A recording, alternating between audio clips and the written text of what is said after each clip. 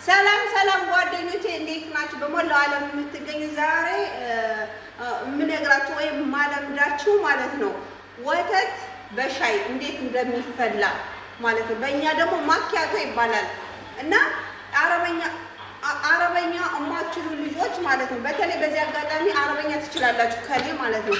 ይሄ ወተት ይባላል በእኛ፣ በእነዚህ ደግሞ ሀሊብ ሮምቦ እንለዋለን ማለት ነው በአረቦች። እና ይሄ ሻይ ነው ኖርማል ሻይ ዱቄት ስለሆነ ነው እንጂ ልዩነቱ የኛ ዱቄት ሻይ ማለት ነው። ይሄው ሻይ በማንኪያን በስኒ እናረጋለን። ከዛም በኋላ ስኳር እናረጋለን ማለት ነው። ከዛ ውሃውን እንለካና እንደዚህ ማለት ነው አያችሁ።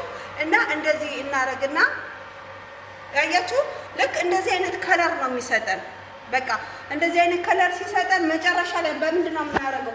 በማጥለያ ይዘን ፔርሙዝ ላይ ወይም ደላም፣ በአረበኛ ደላም፣ በኢትዮጵያ ፔርሙዝ። በዚህ አጋጣሚ አረበኛ እንድትማሩ አረብ ሀገር መጣችሁ፣ አረብ ሀገር ቋንቋ የማትችሉ ልጆች ግራ የተገባችሁ ይሄ ደላ ይባላል፣ ይሄ መስፈያ ይባላል። እና እንደዚህ አድርጋችሁ ታጠኑታላችሁ ማለት ነው። ሴትዮዋችሁ ሻይ ወተት ስሩ ስትላችሁ ወይም ሻይ ሀሊብ ሰው ስትላችሁ እንደዚህ አድርጋችሁ መስራት ትችላላችሁ ውዶችዬ። እና ሻይ ምን ጊዜም ስትሰሩ ሻይ ሀሊብ ስትባሉ ይሄ ነው በቃ። በሞላው ዓለም አረብ ሀገር ያላችሁ ይሄ ነው፣ ወይም ከረክ ይሉታል። ከረክ በአረበኛም ከረክ ይሉታል። አሁን ሱቅ ምናምን ሲያዝዙ ከረክ አለህ ነው የሚሉት።